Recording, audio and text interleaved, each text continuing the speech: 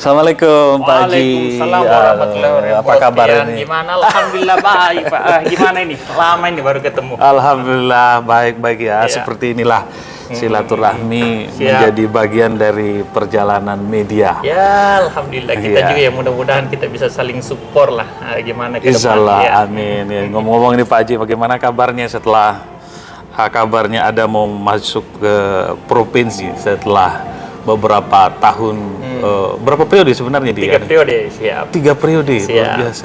Nggak ada masa ininya ya, pensiunnya ya kalau Kalau pensiun sih nggak ada, kita boleh saja. Hanya mungkin kita mau melebarkan sayap, melebarkan supaya sayap, ya. masyarakat Konawe ini bukan kita perhatikan secara siklus terbatas dalam dapil, Iya. tapi kita mau Konawe secara menyeluruh. Iya, Ya mungkin bagian juga dari Konawe Utara dan Konawe Kepulauan. Konawe Kepulauan. Kalau kemarin di dapilnya mana saja kalau Dapil kabupaten? Unaha. Jadi kemarin kan hanya mencakup 4 kecamatan. 4 kecamatan. Saya urusnya hanya kecamatan Unaha, kecamatan Nowotobi, Nowotobi. kecamatan Anggaberi, dengan kecamatan Konawe. Konawe. Kalau Ya. yang kecamatan yang kemarin dikeluhkan oleh warga jalan infrastrukturnya itu rusak itu bukan dapil. Siap, itu dapil 5. Ada Dapil teman-teman 5. anggota DPR yang dari dapil sana juga. Iya. Jadi saya punya keinginan untuk pindah karena ini.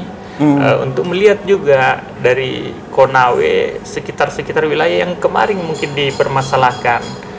Seperti mungkin di kecamatan Abuki, Abuki, jalan ke Latoma sana, seperti yang di Iya.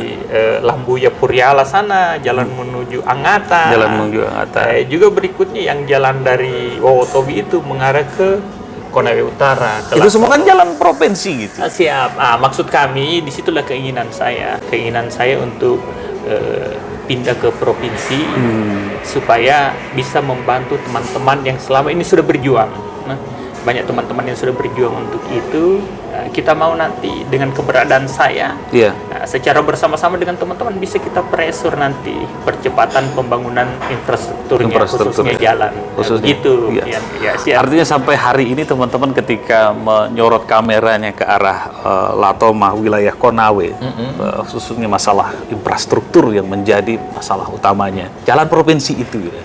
Nah, agak sedikit berbeda ketika hari ini kemudian berbicara kebijakan gubernur, ada jalan yang sudah bagus, tapi sisi lain di kabupaten-kabupaten, khususnya Konawe dan Konawe Selatan mungkin lebih berbatasan dengan itu, Iya. jalan infrastruktur provinsinya rusak parah gitu. Iya. Nah, ini mungkin ada kiat-kiat apa gerangan yang ingin dilakukan Pak Haji Siap. setelah. Jadi gini, iya. Pian, saya kan dengan cita-cita luhur untuk maju di provinsi ini karena melihat Konawe itu sebagai sumber pendapatan tambang terbesar di Tambang terbesar Sulawesi Sulawesi Tenggara ya. Bahkan mungkin seluruh Indonesia, Konawe sekarang menjadi kawasan industri, industri moros yang ada di sini. Iya. Jadi penghasilan kita terhadap pajak negara kan begitu besar. Sisi pajak ini ya. Sisi pajaknya, kita dapat dana bagi hasil. Dana bagi hasil yang didapat di Konawe itu hanya kurang lebih 200 miliar sekian. 200 miliar lebih. Hanya 200 miliar. Iya, dari pendapatan triliun Iya. yang didapatkan oleh yang dikembalikan oleh pusat ke provinsi. Pusat ke provinsi, Kita hanya provinsi dapat ke bagi daerah hasil. gitu. Provinsi ke daerah kita dapat 200 miliar lebih untuk tahun Itu 2000. tiap tahun itu. Untuk tahun 2023 ini, 2023. tahun kemarin lebih kecil lagi, lebih kecil lagi. Nah, sekarang tambah besar karena kan mungkin semua sudah produksi. Jadi keinginan kita mau sebagai daerah penghasil, Iya. saya ulangi sebagai daerah penghasil bukan penyangga. Jadi kita harus dapat porsi yang lebih, bisa dapat porsi yang lebih untuk bisa kita manfaatkan sektor pembangunan ini. Tapi ini kan ini kan porsinya sudah lebih ini. Ya, Apanya yang harus dilebihkan lagi? Kebijakannya atau apa? Dana bagi hasil itu dana yang ditransfer pemerintah pusat ke pemerintah provinsi yang disalurkan ke pemerintah daerah, kabupaten kota dengan skema angka yang sudah kita tentukan. Nah, sekarang kita inginkan ada kebijakan provinsi yang menjadi wilayah kewenangan provinsi dengan DAK dengan dana bagi hasil yang mereka miliki itu itu dibahas di DPRD provinsi kan DPRD gitu. provinsi, ya. Harusnya teman-teman secara bersama-sama 6 orang perwakilan Konawe Utara Kepulauan ini harusnya bisa menyuarakan itu bahwa ini jalan yang hanya 3 sisi ini Kabupaten Konawe penghubung terhadap kabupaten-kabupaten lain ini. Iya. Ini dianggarkan dalam 1 tahun penganggaran. Jangan dianggarkan dalam tahun jamak. Jamak maksudnya? 2 tahun, 2 tahun atau 3 tahun. Oh iya. Kalau 2 tahun berarti sepotong dulu dikerja, sepertiga dulu, sepertiganya setengahnya, sepertiganya ujungnya lagi sana. Akhirnya begitu. Ada istilahnya digambar di medsos itu sepotong aspal nanti kemudian menjabat berikutnya lagi diaspal lagi seperti itu. Ini yang kita mau. Kita hitung. Angkanya kan mudah sekali dihitung. Setelah kita hitung tim teknis, kita anggarkan 1 kali tahun anggaran supaya pemanfaatannya bisa kita gunakan untuk 15 tahun ke depan. Jadi aspalnya tidak kita korek-korek lagi untuk 15 tahun ke depan karena dikerja dalam 1 siklus tahun anggaran, bukan dianggarkan dalam siklus tahun anggaran jamak. Sehingga ya tinggal kemanfaatannya saja. Jadi memang ya itu yang kita harapkan bisa menopang sektor-sektor yang lain di Kabupaten Konawe. Satu faktor itu yang kemudian Pak Haji ingin dari kabupaten ke provinsi. Ya, begitu. Dapilnya mana saja ini dapilnya? Konawe Utara, Konawe Utara, Konawe Kepulauan. Oh, 3 kabupaten. Siap. Ya, Konawe Raya ya. Konawe Raya siap. Minus Konawe Selatan. Minus Konawe Selatan siap. Ya. Ini kan bicara DBH, itu DBH pajak, dana bagi hasil pajak. Ada lagi dana bagi hasil cukai rokok, dana bagi hasil kemudian BPNKB dari pajak kendaraan. Nah, itu kalau diakumulasi kan bisa lebih dari dana bagi hasil pertambangan, pajak pertambangan itu. Yang kemarin sempat bermasalah juga ya, pajak pertambangan itu. Betul. Kalau saya lihat Konawe sudah akumulasi total, jadi kita dapatnya dari provinsi. DBH itu hanya 1 judulnya. Nanti di dalamnya itu baru terbagi-bagi. Oh, seperti jadi, itu. 200 miliar sekian itu sudah total dari Sulawesi Tenggara. Tapi yang saya maksud ini bukan DBH ini. Iya. Bukan DBH ini saja menjadi sumber pembangunan Sultra. APBD Sultra itu inilah yang dibahas oleh anggota DPR. Kalau dana bagi hasil ini memang sudah ditentukan oleh pusat. Jadi ini tidak bisa diganggu lagi. Nanti Konawe yang jabarkan. Daerah-daerah yang menjabarkan. Konawe Utara misalnya, Konawe Kepulauan itu yang jabarkan. Tapi APBD provinsi ini dibahas di provinsi. Dibahas oleh 45 anggota DPRD. Termasuk 6 diantaranya ini dari Konawe Raya yang tadi. Saya mau berada di antara teman-teman yang 6 itu. Kita bahas secara bersama-sama, kita porsikan bersama-sama, tawar-menawar politiknya bagaimana, penekanan di APBD-nya bagaimana, di badan anggarannya bagaimana, agar supaya ini tadi sektor penunjang utama, jalan-jalan tadi ini yang 3 ruas ini, ruas ke Lasolo, ruas ke Abuki dengan ruas ke Angata, ini bisa segera dianggarkan. Kalau perlu tahun ini ya Angata dulu, tahun depan ya Jalan Abuki, tahun depan ya Jalan Lasolo. Selesai sudah 1 siklus tahun anggaran. Jadi kita tinggal ke depan pemeliharaannya. Jadi kalau 1 tahun atau 2 tahun bisa kita laksanakan, tahun berikutnya kan tinggal pemeliharaannya saja. Tidak perlu lagi menunggu kepala daerah yang baru kan seperti tidak perlu. Pak Haji, yang menarik bicara soal infrastruktur, selain di sektor pertambangan di Kabupaten Konawe itu kan ada sektor pertanian yang cukup besar menyumbang pangan di Sulawesi Tenggara ini. Yang jadi lumbung pangan terbesar di Sulawesi Tenggara adalah bagi salah satunya adalah di Kabupaten Konawe. Lagi-lagi infrastruktur yang harus dijawab terlebih dahulu.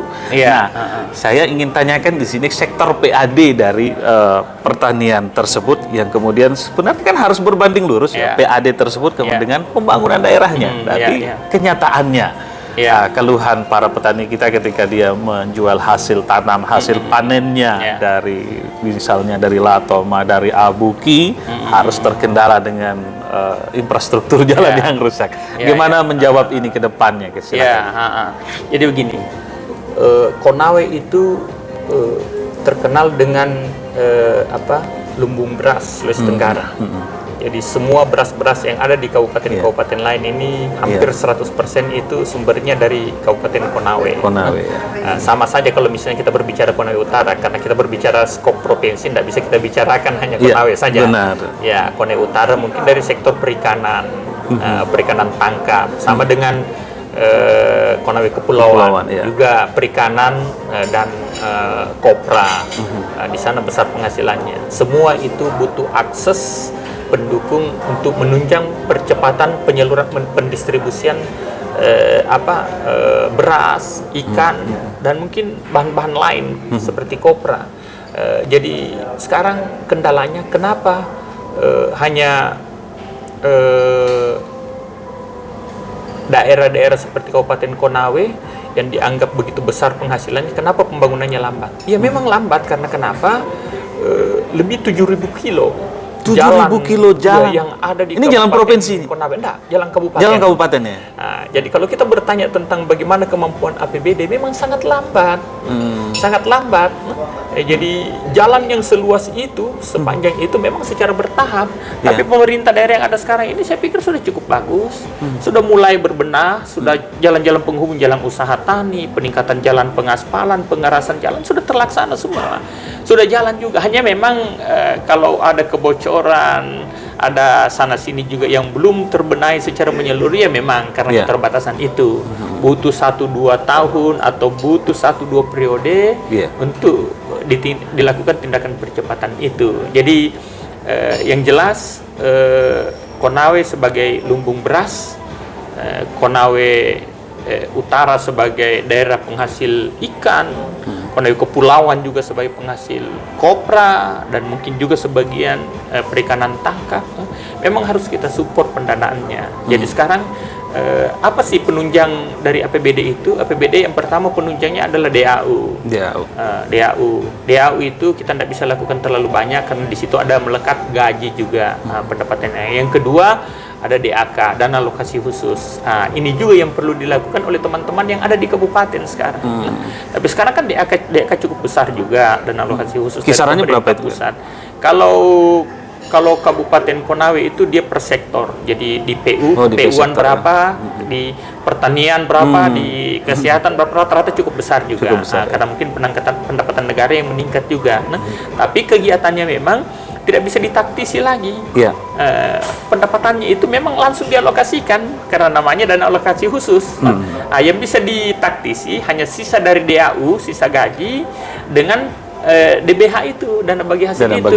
Jadi saya pikir dengan bertambahnya dana bagi hasil, otomatis jalan yang kita maksud tadi, penunjang pertanian, perkebunan, dan sebagainya yang ada di Kabupaten Konawe itu sudah besar kemungkinannya bisa dibiayai dengan dana bagi hasil tersebut. Jika dimaksimalkan lagi, Jika dimaksimalkan. Belum lagi dengan pendapatan kita. Pendapatan asli daerah kita kan dari Virtu cukup besar.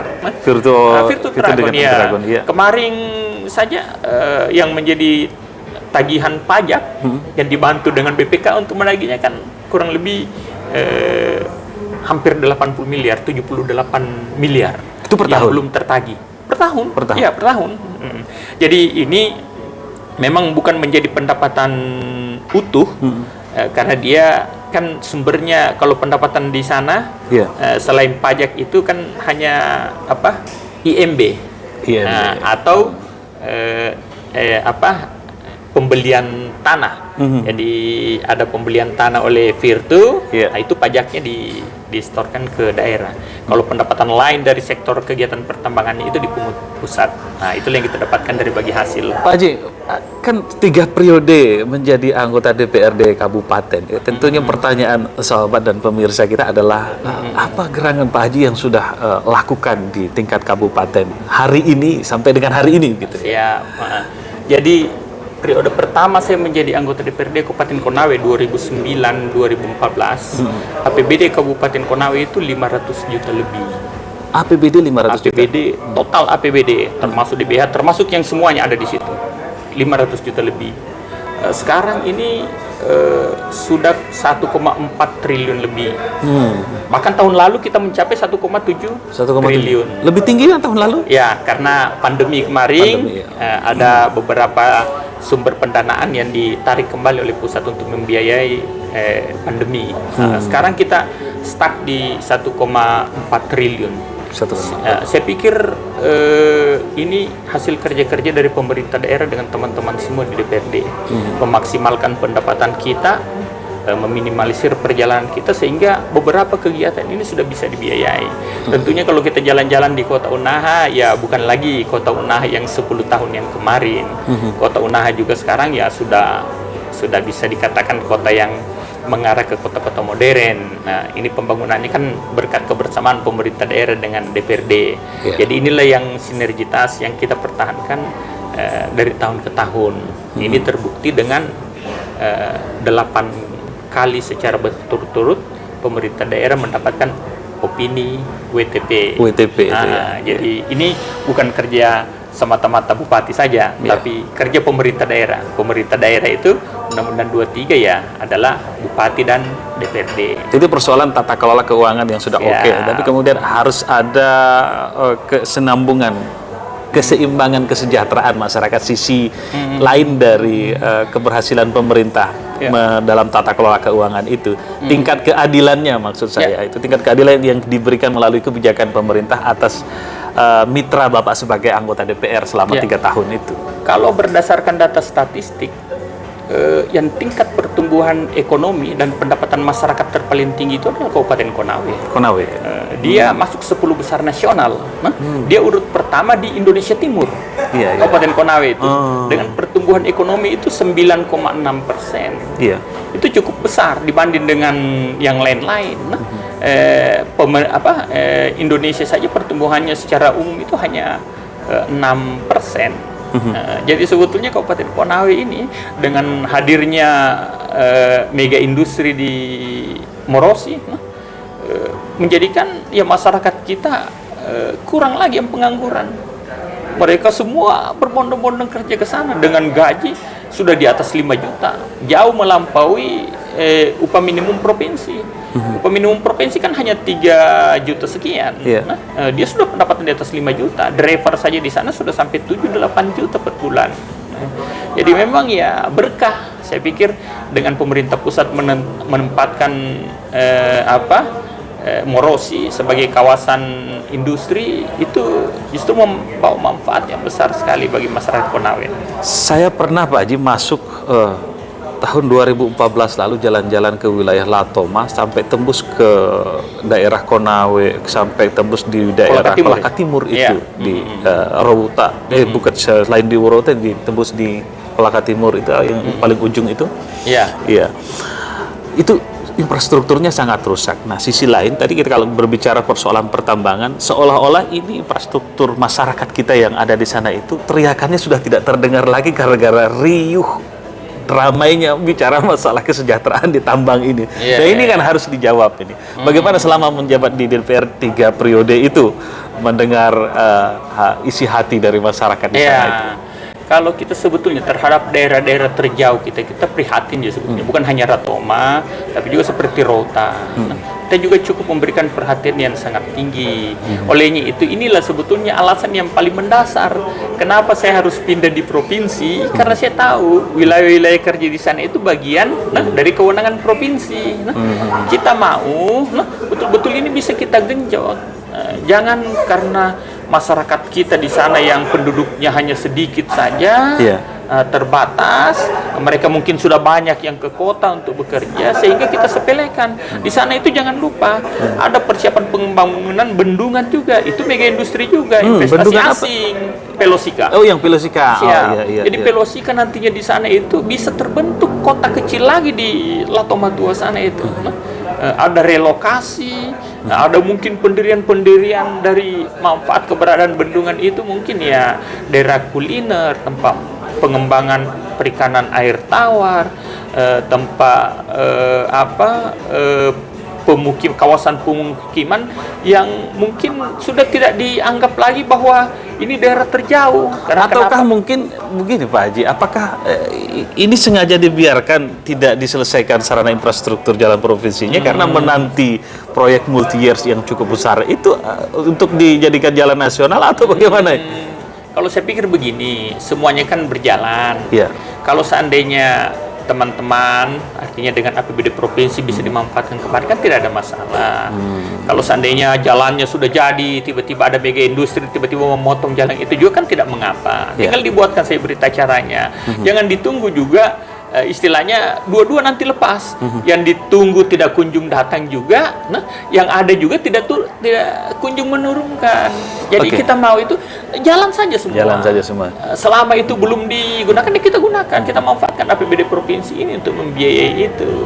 Agar supaya masyarakat kita di sana juga aksesnya lebih mudah, tidak dibutuhkan lagi waktu hingga 3 jam harus tiba di sana.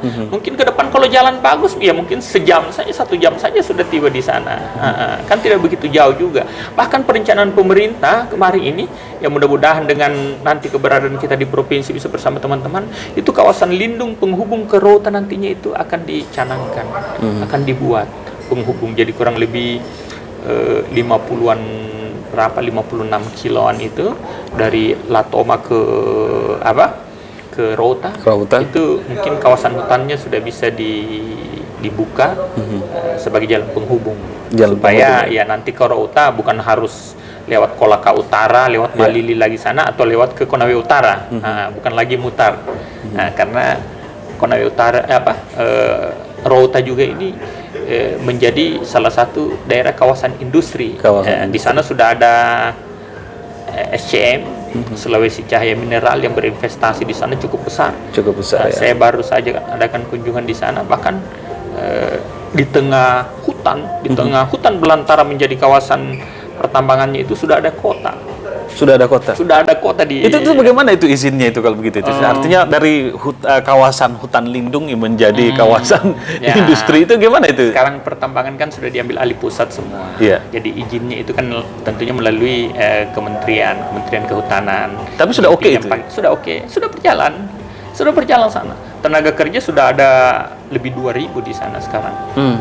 Kami sudah survei, ya memang manfaat terbesar itu dirasakan oleh masyarakat sana. Nah, ada yang menarik lagi nih Pak Haji. Itu sudah mau berkembang sih itu. Wilayah industri Morosi, tambah lagi nanti di Dorobuta. Penunjang pangan ini, lagi-lagi kita kembali ke persoalan pangan. Padi, sawahnya kita seperti apa? Ada kemarin terdengar selentingan bahwa sawah yang terganggu karena pertambangan itu ada sedimentasi, ada segala macam. Sisi lain, padi, kesejahteraan masyarakat melalui pertanian itu harus meningkat juga di situ. Bagaimana mengimbangkan ini dulu? Kalau sebetulnya infrastruktur dengan fotografi Konawe, sebetulnya kalau kita itu belum terganggu dengan adanya pertambangan. Tidak terganggu?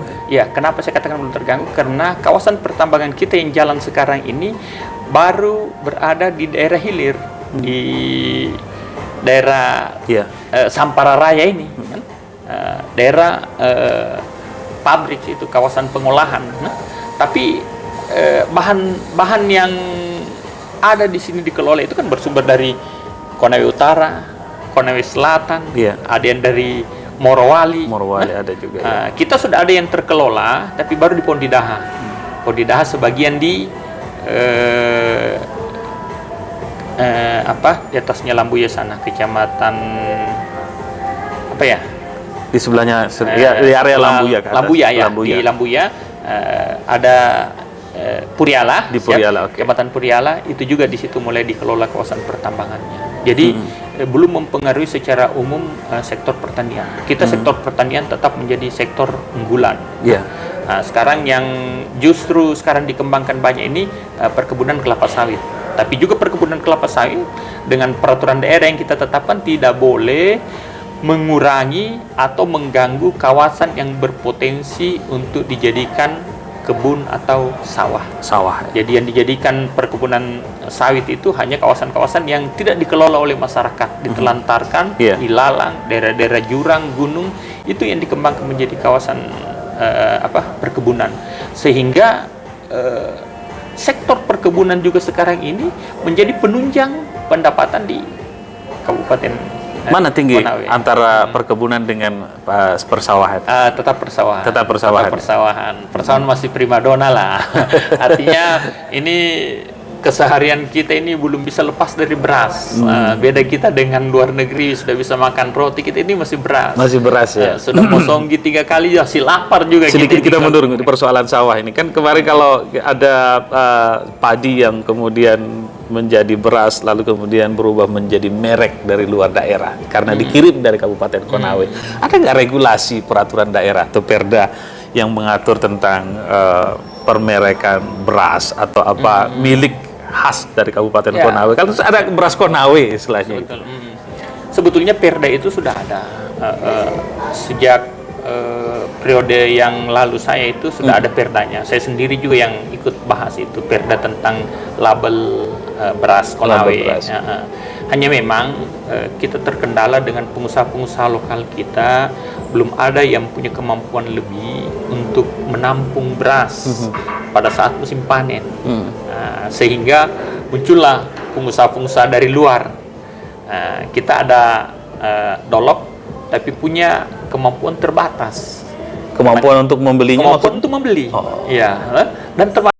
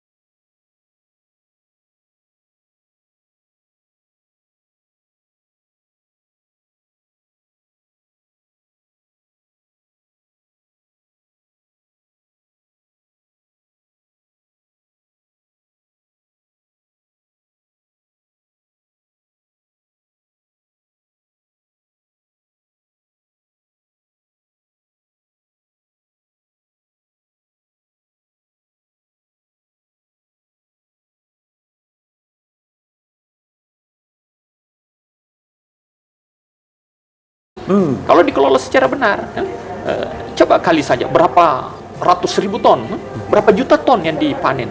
Dikali saja Rp50 keuntungan perusahaan sebetulnya sudah income pendapatan 1 tahun itu, lebih-lebih masa panen ini.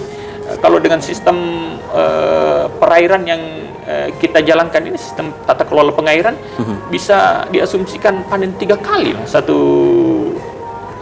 tahun. Dibanding dengan daerah lain, sistem tanda hujan hanya sekali saja setahun. Kita minimal 2 kali 1 tahun. Jadi kita sebetulnya tidak ada alasan bahwa sumber pendapatan daerah kita itu tidak maju. Apa yang harus ada di Kabupaten Konawe ketika nanti Bapak duduk di DPRD Provinsi? Kalau untuk menunjang ya, untuk menunjang semua pembangunan sektor pembangunan yang ada di Kabupaten Konawe. Ya, kalau kita berada di provinsi kan hanya yang 3 sektor itu tadi, atau kecuali ada dana bantuan provinsi, dana hibah provinsi, ke pemerintah daerah.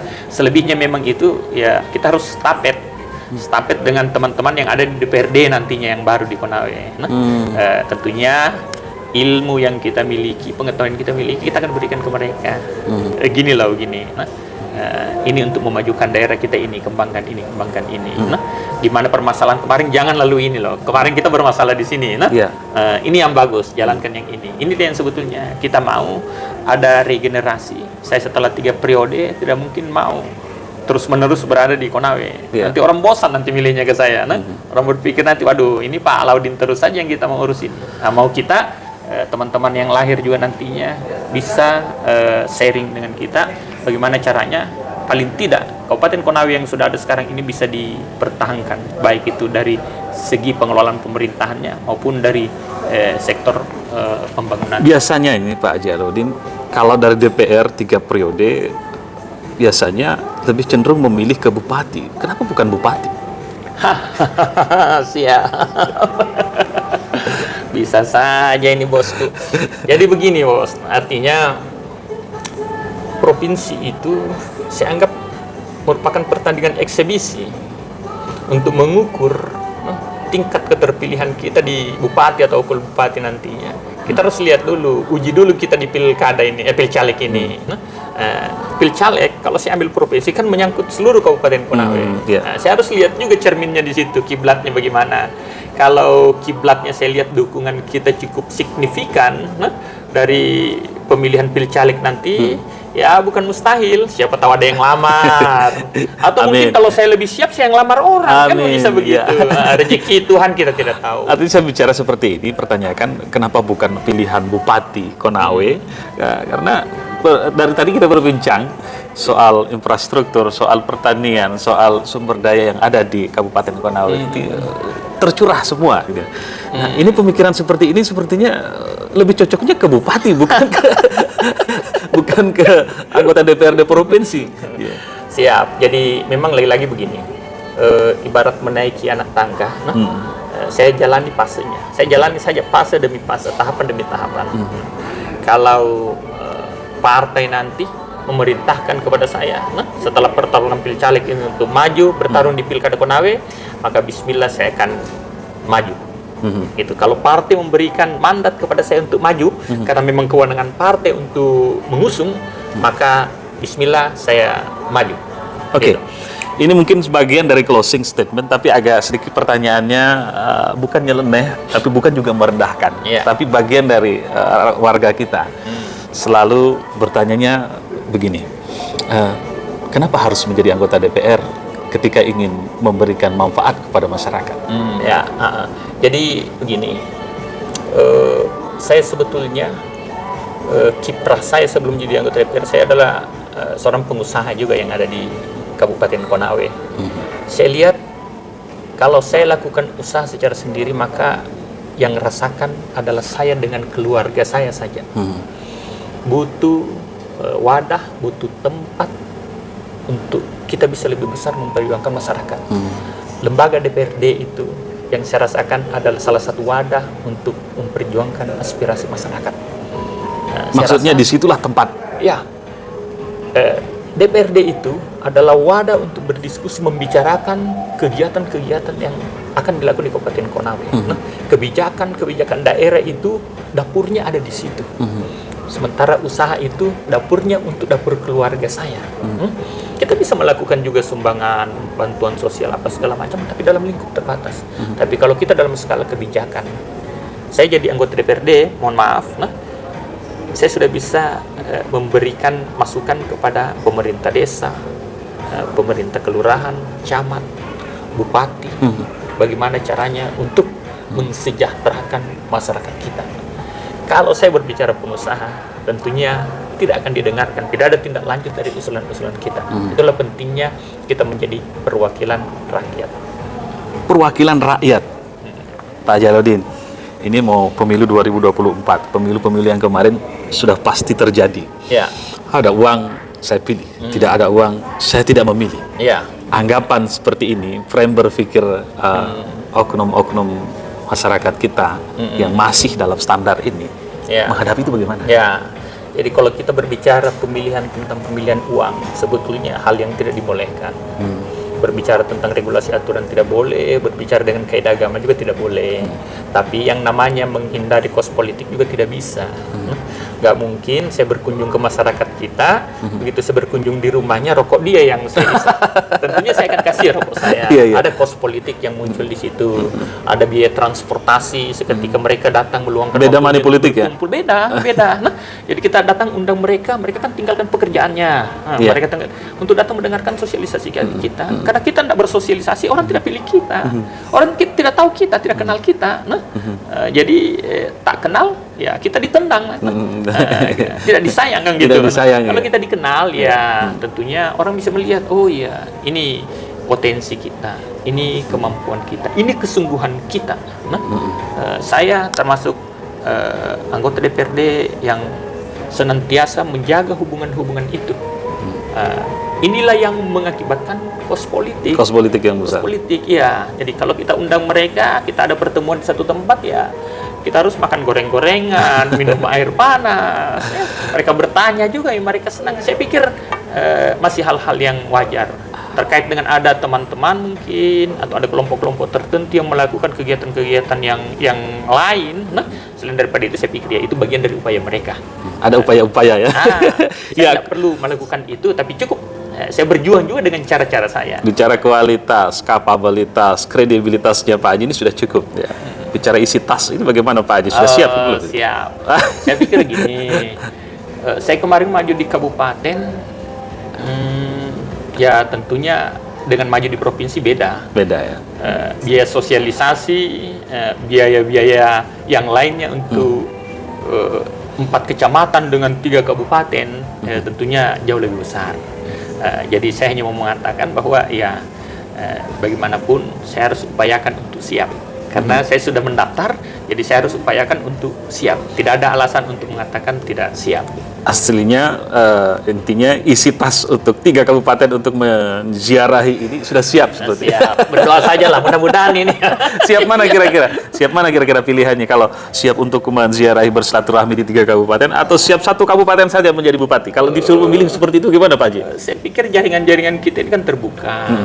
Saya mungkin fokus di Kabupaten Konawe, tapi Konawe Utara, Konawe Kepulauan itu saudara-saudara saya juga di sana, keluarga saya banyak juga di sana. Ya, jadi mereka juga pasti datang untuk memilih saya. Artinya mereka juga sudah akan berkontribusi untuk membantu saya. Jadi insya Allah ya kita berdoa sajalah. Mudah-mudahan rezeki masih berpihak dengan kita.